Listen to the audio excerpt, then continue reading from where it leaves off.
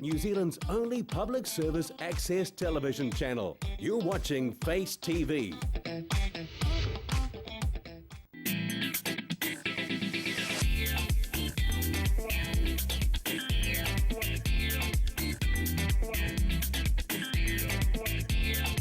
Hi, I'm Guy Cater. Welcome to the Guy Cater Show. Two magnificent men on the show tonight. We're starting off with a fabulous magician, Brian Oakes. And then all the way from Wanganui, master hypnotist and incredible hypnotherapist, Grant Boddington. But first up tonight, all the way down from Warkworth, let's meet Brian Oakes. Brian, my favourite comedy magician. I don't know about that. It's good to... Right, how did it all start? It was actually my granddad introduced me to magic. I was about 8 years old, I think, and he had a heart attack. I think he used to call it a coronary in those days. Mm-hmm. And they used to sort of put you in bed for 6 weeks, and they had it set up in the lounge, and he had to sort of find something to do. So he sent away to a magic store in London and bought all this magic stuff, you see, and he started doing magic. And then he started, I obviously had to show the family, and we had to gather around for him. He was a real Victorian kind of gentleman, you know, very straight-laced, and he had a tin leg. He lost one leg in the war, and I used to think all granddads had tin legs, but they didn't as it happened. And he used to do this magic, and that's what got me going. So then they started buying stuff for me. Where was this? Now, this was up in the north of England, a place called Morecambe. That's where you're from? Morecambe comes from. Morecambe and Wise? Yes, well, of course he was named Morecambe after the town, wasn't he? He was indeed. Yes. So that's where we were. Is that where you were born? That's where I was born there, yeah. Yes. And then, so I used to buy me little tricks for Christmas, you know, and got into all that. And then we moved down south, to the south of England. My dad got a job down in an oil refinery down in Essex. So you're an Essex boy? Essex boy. Yes. Yeah. So I used to have a very broad accent, but it's all gone now, and I've got an Essex accent now, really. And then I used to do little shows. My dad used to take me to various magic conventions in London. And in fact, I met quite a few famous magicians of the day. I met Robert Harbin when I was a young boy. Oh, really? Yeah. That's a big name in magic. It was a big name. And then quite a few other famous people at the time. Ken Brook. Oh, yes, He's one of my heroes as a young boy. So what sort of magic did you specialise in? Bit of sleight of hand, coins, cards, you know, that kind of stuff. And then I used to do some shows for like I think it was in the Cubs and the Scouts, you know, that kind of scout shows, you know, on the gang stage. shows. Gang, yeah, I used to do magic for that. And then when I was about 14, I discovered girls, so and that put an end to it. Yes. You know. Yes. And I didn't do any magic really till my daughter was 5 years old. So I was about 30 then, so it's quite a big gap. Yes. And a guy came to live across the road from us, and his son was interested in magic, and I said, I used to do that. I'll dust my old props out of the loft. So I climbed up in the loft and blew this dust off the props, you know, and showed the kid. And then, as it turned out, it's my daughter's birthday at the same couple of weeks later. I thought, I might do a show. And that was my first children's show, was my daughter's 5th birthday. Wow. Also, how did a magician become an agent booking big names in England entertainment? The company, I was an apprentice at a company in England called the Marconi Company. Yes. Marconi Radio, you probably remember that. And we decided that we used to run dances. We'd get somebody big, and we finished up.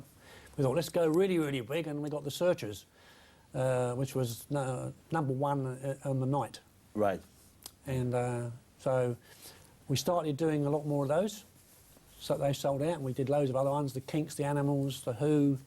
Big names. Big names. Swinging Blue Jeans. Wow. Manfred Mann. Herman's Hermits. And then eventually I formed with another guy I was with an entertainment agency called the K&O Entertainment Agency, which was King and Oakes Entertainment Agency. Yes. And this was all out of Essex? This was in Essex. Did you have offices, or did you? No, it was all done from home. All done from home? All done from home, yeah. Way to go. Got to save money somehow. Yeah, of course, yes. And, so how long did that go for? That went for a bit into the late 60s, I suppose. And then it kind of, my partner went off to university, and it kind of dribbled away then, and things went into other things, you know. Carried on working. So when did you come to New Zealand? Well, I left the electronics business and went into the oil business. And Oh, funny enough, really? my dad was in Oh, oil. He worked for Mobil Oil, and I worked next door for Shell Oil. And so we were. I worked for Shell for about 10 years, and then the New Zealand Refining Company up in Marsden Point. Know it well. Know it well. Yeah, Yes. you have been there a few times.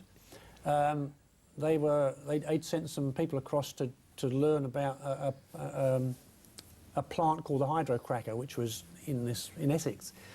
And they also thought they were expanding the refinery. There was that big expansion taking place in 1984. Mm-hmm. The Think Big, you know, big Yes. expansion. And the refining company will pay us to come to New Zealand. Wow. So the whole thing was kind of... And what year was that? That was in 83. 83. Yeah, so we arrived in. Just in the middle of all those terrible strikes were going on. Remember all those strikes around the building and refinery? It was a big... Oh, yes, yes. And then they brought There a was special trouble. act out. Oh, big trouble up there, Yeah. yeah. So it was all... But it settled down, Yeah. and you settled into your job, Yeah. and then you went all the way back to booking acts. I did, yeah, funny enough, because... And you were one of the acts I booked, in fact, all those years later. We used to love going up there. Who's on the phone? Brian. Oh, great, another gig. Yeah. Yeah. Well, because we had a social club Yes. up there, and Oh, look, I can remember going up with all sorts of acts like Kevin and Rusty Greaves and Yeah. Dave Sheridan. And at that stage, I did not know your background. I did not know you were a magician. no, And no. then I go to the Brotherhood of Auckland Magicians, and Yeah. there you are. There I am. Hadn't seen you for a long time, and you're doing magic that's just wonderful. Could you show us some? I could. Well, Would you? I will. Good. Right. Now, I normally start with a very small deck of cards.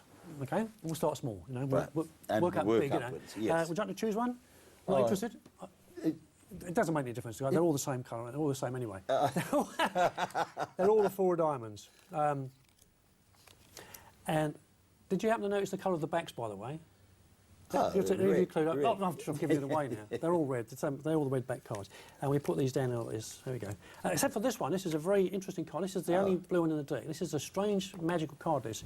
When you rub it underneath that one, rub like that, it makes that one go blue. Also makes this one go blue as well. Please notice that no physical violence takes place during the course of this trick. Now, sometimes I get people to blow on it. Would you blow on there for me?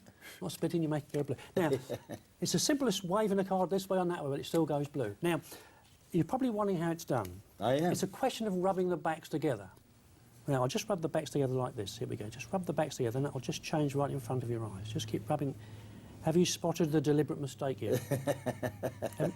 We're not rubbing the backs together.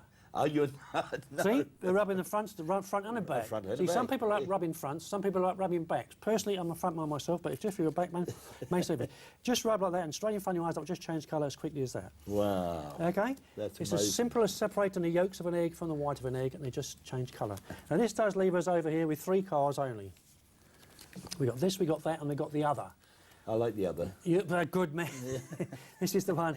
Just changes colour. This leaves us with this or that. Would you want this or that? Oh, well, this.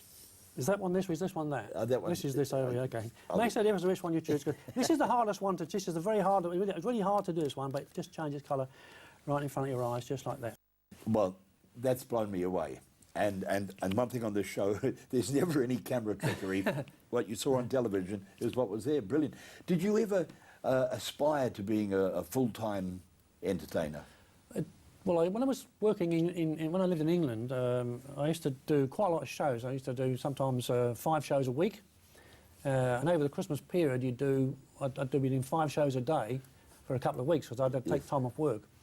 So I always thought if ever I was made redundant from that where I worked, I always... Right, But yes. it's kind of the risk. There's a kind of a risk involved, and I never Yes. was willing to take it really. But I always believed I could do it. And of course, when I came over here, I had another job to do, so I was only doing stuff in New Zealand on an amateur, well, semi-professional. I do a few shows paid. Yes. But not many. And now I don't do any shows at all now. Is that by choice? Yeah. I used to do a lot of kid shows, and I just Yes. couldn't. I couldn't. I remember once going to. I used to think myself a bit of a gun in kid shows. You know, I was young, fresh face, good, Yep. you know. And I went to see my dad's football club, and there was a poor old guy there. He was an old magician, you know. He was doing this magic, and I was looking at him sort of, Jesus, that bloke was bloody old and terrible. And I'm the old bastard now, and I'm that very man, you know. And that's why I don't do it anymore. So really, all I do now is I do little shows for charity. I'm doing the Grey Power, Probus, kind of those kind of things, and I don't charge anything. Just turn it up and You just, oh, that's really nice. do a show, you know. Yes. Giving back. Yeah, I like giving back to people. I like doing the, you know. Yeah, and of course I do also I do a lot of work for SeniorNet. I'm involved with teaching computers to elderly people, to Really? the community too. So I'm the president of the Walkworth SeniorNet How long have you been involved with that? since I moved to Walkworth, which is since I retired really. So about right, yes. 10 years. So you keep me very busy. Yeah, so we're able to have 5 days a week there, and we've got 600 members in Walkworth alone, which is quite incredible, really.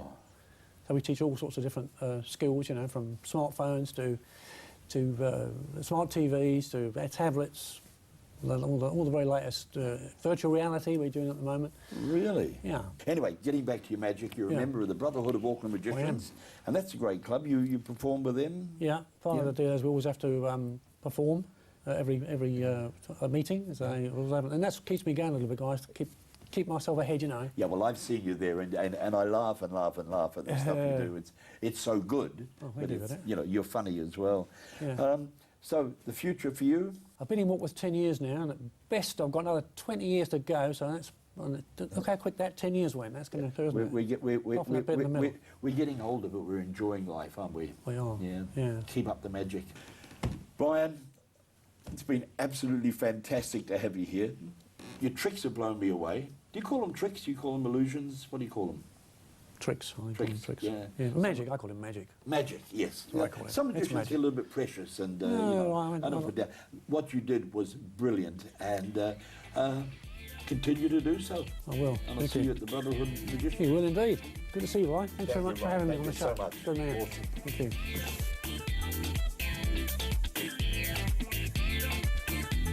you. Welcome back to the Guy